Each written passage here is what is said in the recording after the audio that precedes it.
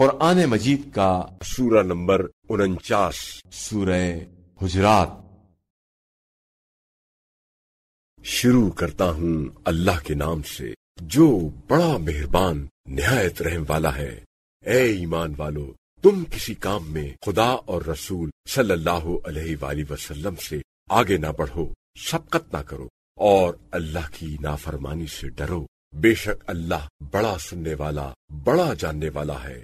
اے ایمان والو، تم اپنی آوازوں کو نبی صلی اللہ علیہ وآلہ وسلم کی آواز پر بلند نہ کیا کرو، جس طرح تم آپس میں ایک دوسرے کے ساتھ اونچی آواز میں کرتے ہو، کہیں ایسا نہ ہو کہ تمہارے اعمال اکارت ہو جائیں اور تمہیں خبر بھی نہ ہو۔ جو لوگ رسول خدا صلی اللہ علیہ وآلہ وسلم کے پاس بات کرتے ہوئے اپنی آوازیں پست رکھتے ہیں، یہی وہ لوگ ہیں جن کے دلوں کو اللہ نے پرہیزگاری کے لیے آزمایا ہے، ان کے لیے مغفرت اور اجر عظیم ہے۔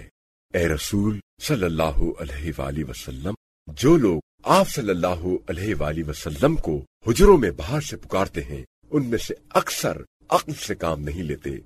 اور اگر وہ اتنا صبر کرتے کہ آپ صلی اللہ علیہ وآلہ وسلم خود ان کے پاس باہر نکل کر آ جائیں تو یہ ان کے لیے بہتر ہوتا، اور اللہ بڑا بخشنے والا اور بڑا رحم کرنے والا ہے۔ اے ایمان والو، اگر کوئی فاسق تمہارے پاس کوئی خبر لائے تو تحقیق کر لیا کرو، کہیں ایسا نہ ہو کہ تم کسی قوم کو لا علمی میں نقصان پہنچا دو اور پھر اپنے کیے پر پچھتاؤ۔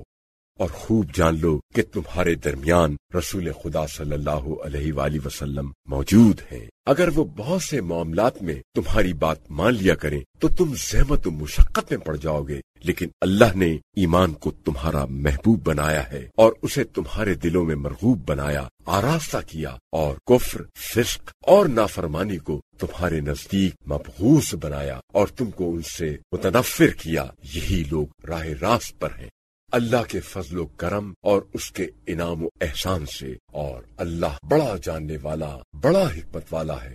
اور اگر مسلمانوں کے دو گروہ آپس میں لڑ پڑیں تو تم ان کے درمیان صلح کراؤ، پھر اگر ان میں سے ایک گروہ دوسرے پر تعدی و زیادتی کرے تو تم سب ظلم و زیادتی کرنے والے سے لڑو یہاں تک کہ وہ حکم الہی کی طرف لوٹ آئے۔ بس اگر وہ لوٹ آئے تو پھر تم ان دونوں کے درمیان عدل و انصاف کے ساتھ صلح کرا دو اور انصاف کرو، بے شک اللہ انصاف کرنے والوں سے محبت کرتا ہے۔ بے شک اہل اسلام و ایمان آپس میں بھائی بھائی ہیں، تو تم اپنے دو بھائیوں میں صلح کراؤ اور اللہ کی عصیاں کاری سے ڈرو تاکہ تم پر رحم کیا جائے۔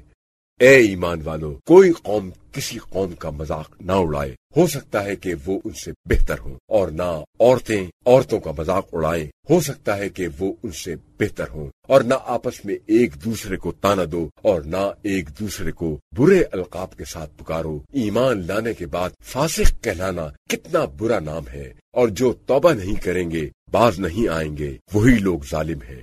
اے ایمان والو، بہت سے گمانوں سے پرہیز کرو، بچو، کیونکہ بعض گمان گناہ ہوتے ہیں، اور تجسس نہ کرو اور کوئی کسی کی غیبت نہ کرے۔ کیا تم میں سے کوئی اس بات کو پسند کرے گا کہ وہ اپنے مردہ بھائی کا گوشت کھائے؟ اس سے تمہیں کراہت آتی ہے، اور اللہ کی نافرمانی سے ڈرو، بے شک اللہ بڑا توبہ قبول کرنے والا، رحم کرنے والا ہے۔ اے لوگو، ہم نے تمہیں ایک مرد آدم اور ایک عورت حوا سے پیدا کیا ہے، اور پھر تمہیں مختلف خاندانوں اور قبیلوں میں تقسیم کر دیا ہے تاکہ تم ایک دوسرے کو پہچان سکو۔ بے شک اللہ کے نزدیک تم میں سے زیادہ معزز و مکرم وہ ہے جو تم میں سے زیادہ پرہیزگار ہے۔ یقیناً اللہ بڑا جاننے والا ہے، بڑا باخبر ہے۔